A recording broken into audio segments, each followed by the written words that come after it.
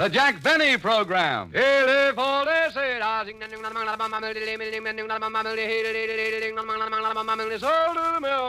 Quality of product is essential to continuing success. And Lucky Strike means fine tobacco. Right you are. Yes, sir. LSMFT, LSMFT, LSMFT. Lucky Strike means fine tobacco. So round, so firm, so fully packed, so free and easy on the draw. Sure thing. Lucky Strike means fine tobacco. Independent tobacco experts, auctioneers, buyers, and warehousemen present at the auctions can see the makers of Lucky Strike consistently select and buy the finer, the lighter, the naturally milder Lucky Strike tobacco. This fine Lucky Strike tobacco gives you real, deep-down smoking enjoyment. So smoke that smoke of fine tobacco, Lucky Strike. So round, so firm, so fully packed, so free and easy on the draw. 49, sold American.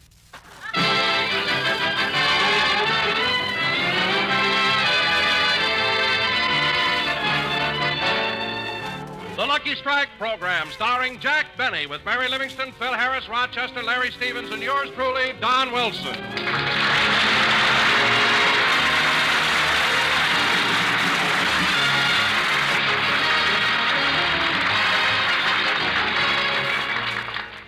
Ladies and gentlemen, about 3 hours ago, Jack Benny left home for the studio.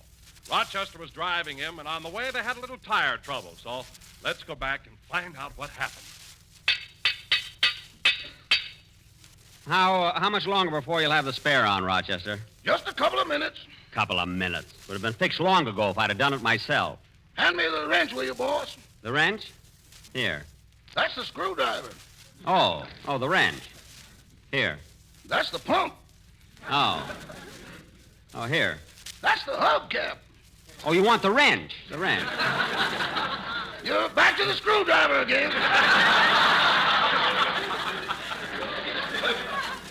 Oh. Let's go around again, boss. I need the rest. What? You know, boss, you just ain't mechanically minded. I am, too. Then why do you call me every morning to screw the cap back on your toothpaste? Look, just hurry with the tire, will you? I'm almost finished. Good. I just can't understand having a blowout. A very good tire. It's a General. I know, but you've run this General down to a buck private. Stop being silly. That tire hasn't got so many holes in it. It hasn't. Boss, the inner tube could be arrested for indecent exposure. What? Even the wheel is ashamed to go around with it. Rochester, that's a terrible joke. An awful joke. What are you laughing at? You always say that, and 2 weeks later it shows up on your program.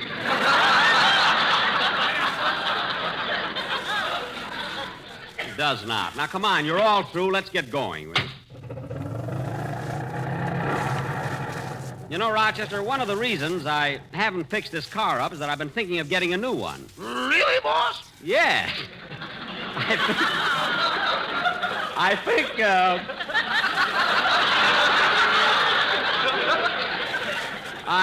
think this car has just about seen its best days. I told you that the day you bought it. I know. Do you really think you'll buy a new car? Well, it all depends on what they'll allow me for a trade-in on this car. How much do you think they'll appraise it for? Boss, when a car gets this old, they don't appraise it, they weigh it.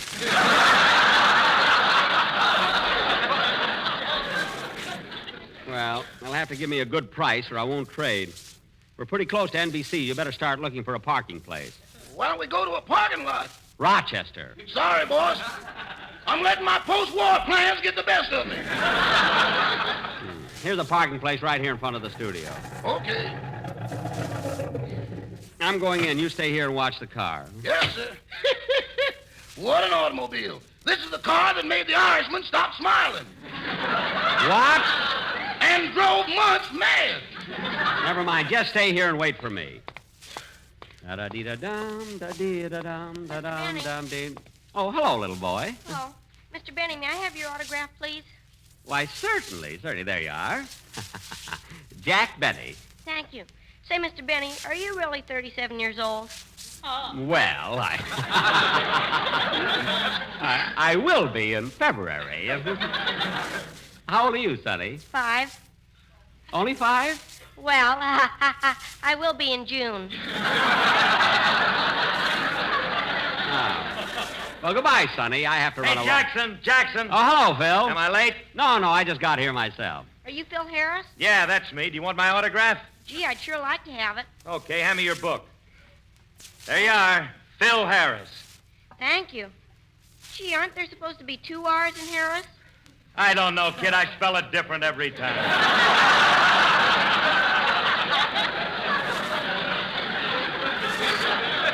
Come on, Phil, let's go.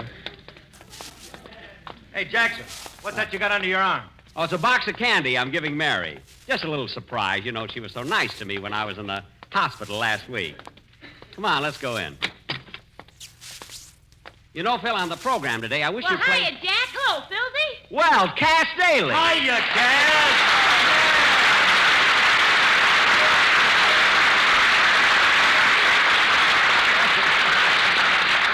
Well, glad to see you, Cass. You know, you're doing a swell job on the Fitch bandwagon. Well, thanks. And say, Jack, I'm glad I met you and Phil. Yeah? I'd like to invite you to a party I'm giving Saturday night. Gosh, I've asked everybody in Hollywood.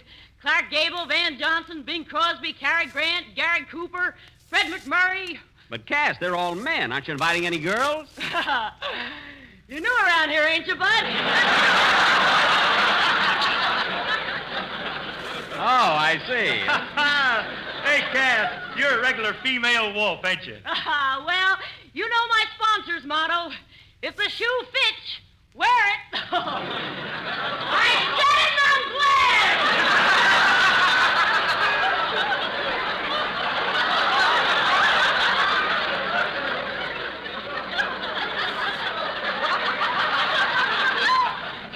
Why?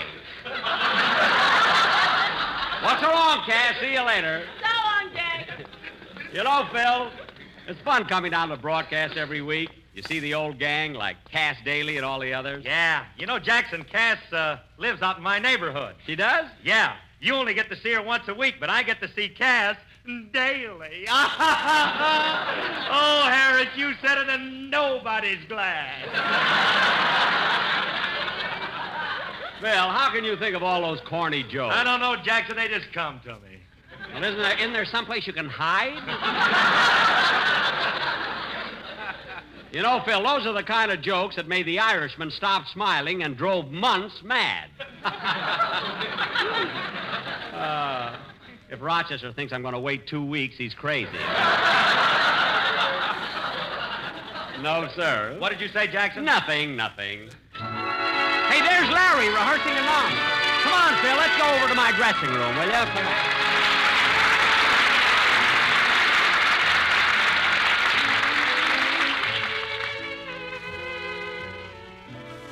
I'm as restless as a willow in a windstorm. I'm as jumpy as a puppet on a string. I'd say that I had spring fever, but I know it isn't spring. I am starry-eyed and vaguely discontented, like a nightingale without a song to sing. Oh, why should I have spring fever when it isn't even spring? I keep wishing I were somewhere else, walking down a strange new street, hearing things that I have never heard from a girl I've yet to meet. I'm as busy as a spider spinning daydreams. I'm as giddy as a baby on a swing. I haven't seen a crocus or a rosebud or a robin on the wing. but I feel so gay in a melancholy way that it might as well be spring. It might as well be spring.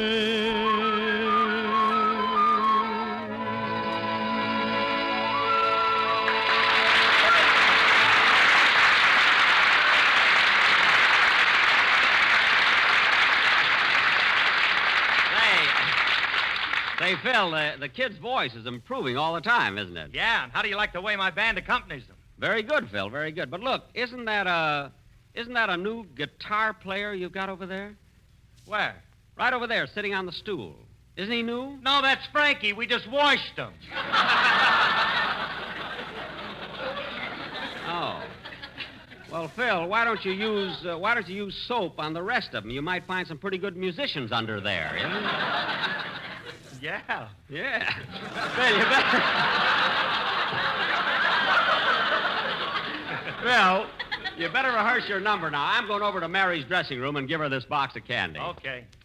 Ya-da-dee-da-dum, da-dee-da-dum, da-dum, dum-da-dee-da. Gee, Mary would be surprised to get this candy. Da-dum. I'll disguise my voice. Who is it? It's the man you're deliriously and madly in love with. Oh, you can't fool me. Come on in, Charlie. Charlie? Mary, I demand an explanation. Ah, Jack, I knew it was you all the time. Oh. And stop pouting. Pouting? Listen, sister, I never let any girl upset me. Oh, no. What about the time your girlfriend, Gladys Zabisco, returned those socks you knitted for her? Mary, you know I don't knit socks for girls. I knitted those for myself. Well, I did. Well, why didn't you give them to Gladys? Because they were too big for me. That's why.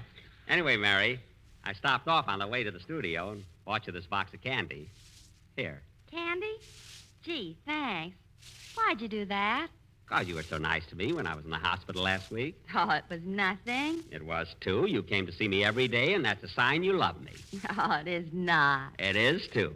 I know you.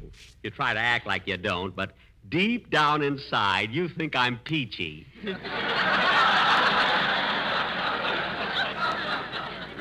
Oh, sure. I think you're ginger peachy with whipped cream and a cherry on top, a root toot toot, and a tutti fruit.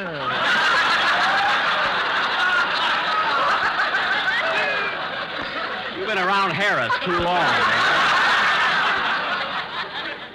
Listen, you can joke all you want to, Mary, but it's the little things you do that show me how you really feel. Like last night when I took you for a drive. That was a nice thing you did. Well, we ran out of gas. Somebody had to get out and push. Well, you didn't have to push so fast. I got a ticket. Anyway, Mary, now that I brought you a box of candy, you going to give me a little kiss? Oh, for heaven's sake. Every time a man brings a girl a box of candy, he wants a kiss. It's the same thing with my sister, Babe. It isn't the same. She brings the candy. Anyway, what are you stalling about? Give me a little kiss. Huh? Jack, I'm not stalling, but take a look at yourself in the mirror. Why didn't you shave? Oh, I don't think I need a shave. You do, too. Well, maybe a little. I can wait till tomorrow. Jack, I never saw anyone like you. If it's hair, you hate to lose it.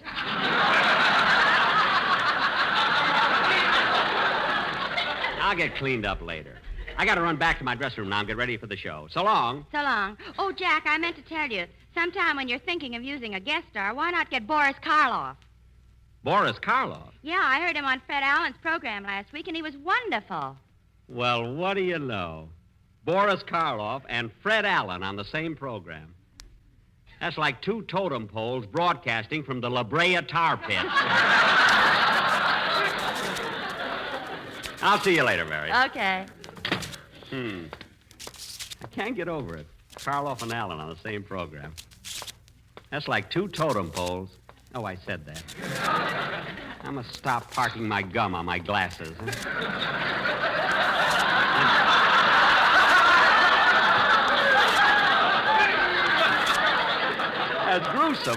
As gruesome as he is, I can't understand how Oh, Karloff... hello, Jack. What are you mumbling about? Oh, hello, Don. Say, did you hear Fred Allen's program last week? Yes. Oh, you know, he had the most terrific joke about you. He did, huh? What was it? He said the Lone Ranger wanted to follow your program because there was enough corn on it to feed his horse.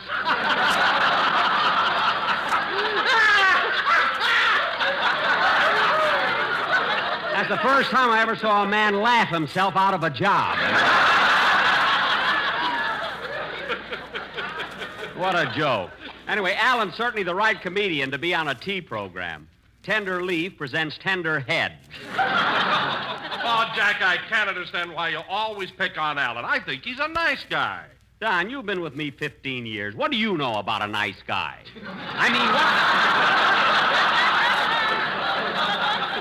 What makes you think Alan's so nice? Do you like his jokes? No, but I like his smokes. What? He's a Lucky Strike fan. Fred smokes Lucky Strikes because he knows they're made of the lighter, the finer, the naturally milder tobacco. But... He knows that LSMFT stands for Lucky Strike, means fine tobacco. But... Yes, Jack, even the butts are so round, so firm, so fully packed. So free and easy on the draw. I know, Don, I know. Look, and I'll see you later. I got to go back to my dressing room. Gee, that was a pretty good gag I thought of. Tender Leaf presents Tender Head. I'm solid tonight. Well, I guess I better put my tie on and... Gee, Mary's right. I do need a shave. I wonder if I've got time to... Yeah, I'll call the studio barber and have him come up. Operator! Oh, Mabel. What is it, Gertrude? Look at your switchboard. Mr. Benny's dressing room is flashing. Oh, yeah. I wonder what sweet Leilani wants now. I'll find out. Yes, Mr. Benny. The studio barber? One moment, I'll connect you. Say, Gertrude, did you see that box of candy Mr. Benny had when he came in the studio? Yeah. I wonder who he bought it for. I don't know, but the piece he gave me was lousy. You know, Gertrude, I'll never forget when Mr. Benny first went on the air. Oh, were you the operator then? No, my mother was.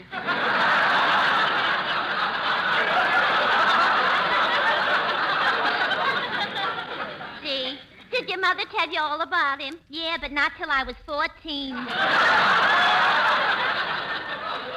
You know, Mabel, I heard that on his first program, Mr. Benny came to the studio wearing spats, top hat, white tie, cutaway coat, and a cane. Did he get any laughs? Yeah, he forgot his pants. Gee, in those days, he was even cornier than Phil Harris. Yeah, and that ain't easy. You said it. Oh, Mabel, Mr. Benny is flashing you again. Yes, Mr. Benny? I'm through with my call. Yes, sir. Oh, Mabel, may I talk to Gertrude for a minute? It won't do you any good. She thought the candy was lousy. Oh, well, never mind. Goodbye. That Mabel is cute. I wonder if her mother ever told her about me. Gee, those nights out on Sunset Boulevard where the Trocadero is now. Gosh, how time flies.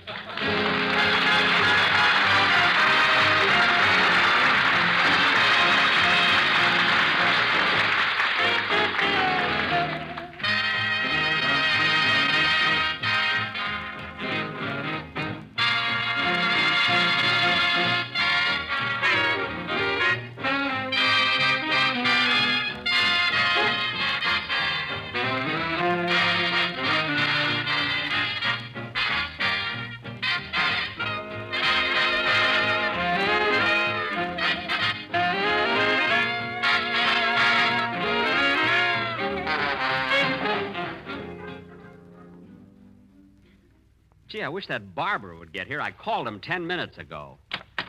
Say, Jack, What is it, Mary? I just went over the script, and do I have to do this awful joke in here? What awful joke? This one here where you say to me, Mary, why is a cat that walks on the beach like St. Nicholas? Well? And then I have to say, because it has sandy claws.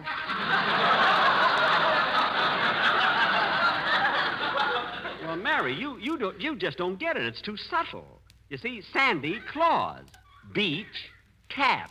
I wouldn't do that joke if I had 9 lives. Well, then I'll give it to Phil Harris. He'll think I'm doing him a favor. Yeah, Dad. Do that. Yeah, see you later. Can't understand why she doesn't like that cat joke. Got screams when I was headlined at the Palace in Cucamonga. Come in. I'm here to shave you, sir. Oh, are you the barber? Well, what do you think I am with this razor in my hand? The star of Spellbound?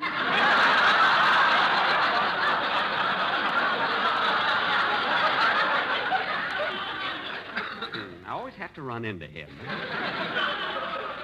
Now, let's see if I have everything. Soap, brush, razor, and plasma.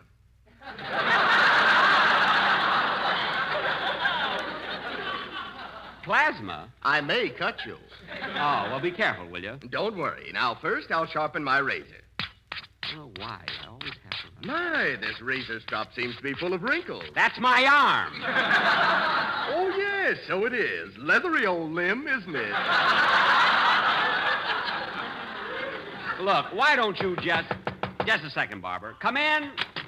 It's me, Mr. Benny Flanagan, the detective. Oh, come in, Mr. Flanagan. Sit down over here. Thanks. Who's there? Oh. It always sounds like I'm being followed. Tell me, Inspector, have you got any clues about the man who robbed me of the $10,000 and came back and beat me up? No, I'm here to settle an argument. My captain says that the description you gave of the crook was that he had a cauliflower ear, scar on his cheek, a broken nose, and a little wart in his chin. But I said that you said that the crook had a cauliflower ear, scar on his neck, a broken nose, and a little mole on his chin. Well, you were right, Inspector. Yeah, I know it was a little mole instead of a little wart.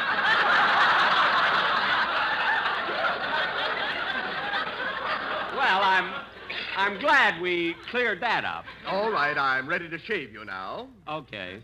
Who's he, Mr. Benny, your barber? Well, who do you think he is with that razor in his hand? The star of Spellbound? Say, that's very clever. Thank you. All right, stop bowing and shave me. Okay, but I need some hot water. You can get hot water out of that wash bowl there. Yes, sir. This is the first dressing room I've ever seen with 6 wash bowls. This dressing room is only temporary. They've been promising me a new one for 10 years.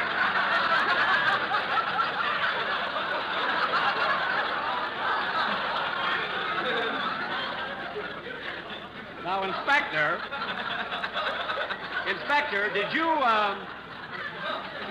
did you find any clues that...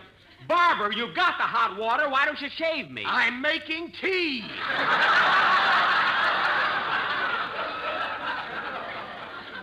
Oh. Now, Inspector, did you find any other clues that would lead to the capture of the hold-up man? Well, I found one man that was wearing brass knuckles, and his fingerprints was exactly the same as the ones we found on your vault. Well, that was the man. Why didn't you arrest him? I didn't have the heart. He was my brother. I don't care if he was your brother or not. It was your duty to arrest him. Oh, I couldn't do that. Why not? He's sending me through detective college. On my money? A little from you, a little from somebody else, a little from me. From you? Oh, yeah, he steals from me, too. Flanagan, get out of here. Get out. Okay. You're just mad because I got a little education. Get out!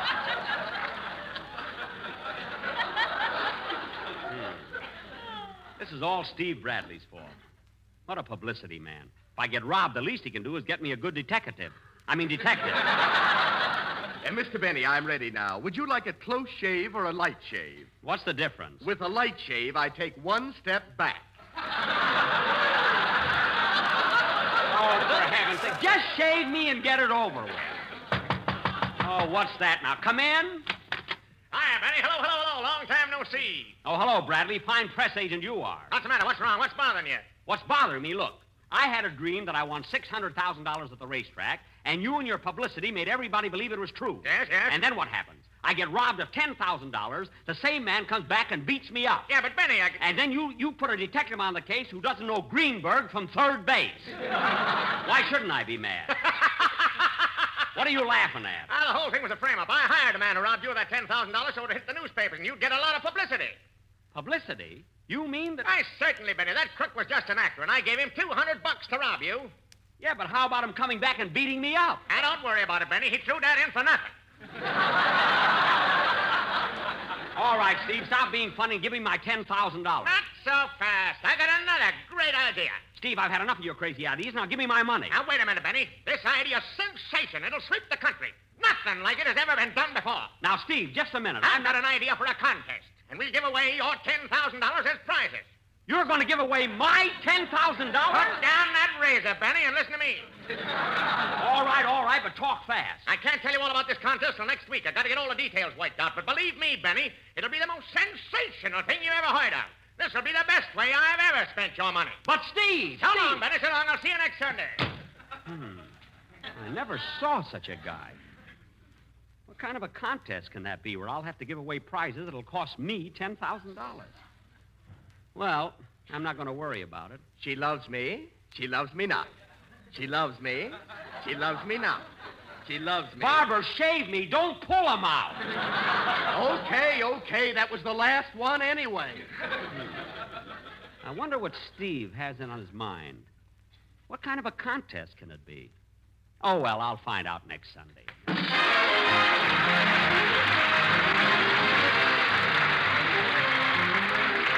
Ladies and gentlemen, be sure to listen in next Sunday and find out what this contest is all about. Is it true that Jack Benny is going to be forced to give away $10,000 in prizes? Pick him up, Mary. Yes, folks, $10,000 in prizes, so be sure to tune in next Sunday for all the details.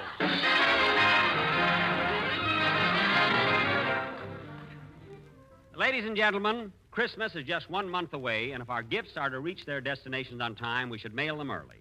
So let's all cooperate and mail Christmas packages now or by December 10th at the latest. Thank you. Jack will be back in just a minute, but first here is my good friend, F.E. Boone. At 49, sold American. In a cigarette, it's the tobacco that counts. And Lucky Strike means fine tobacco. Yes, Lucky Strike means fine tobacco. Mr. Alexander G. Irvin, independent tobacco warehouseman of Reedsville, North Carolina, said, As a tobacco man, I can tell you why Lucky Strike is a milder, better-tasting cigarette.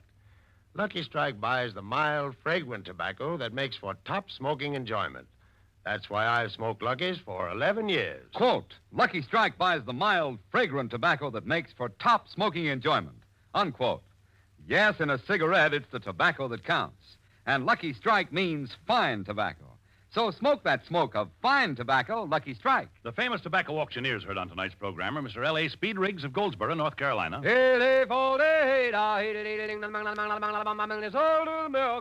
Mr. F.E. Boone of Lexington, Kentucky. At 45, sold American. Basil Rysdale speaking for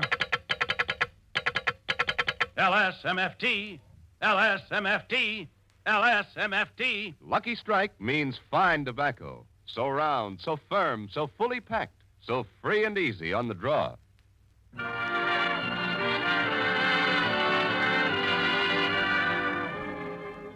Gee, Mary, I wonder what this contest can be that Steve Bradley has in mind. I don't know, but he's crazy enough to do anything. That's what worries me. Gee, if I'd have listened to him, it would have been me instead of Itchy stuck in that tunnel. Oh, well, we'll just have to wait and find out. Good night, folks.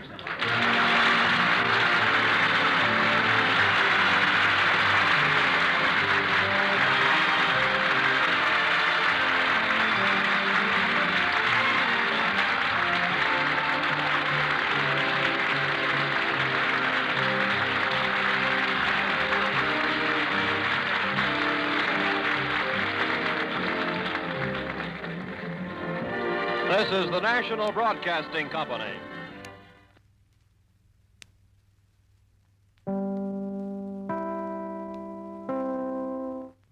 KFI Los Angeles. You've been listening to the OTR Gold Network. Find more classic radio at otrgold.com.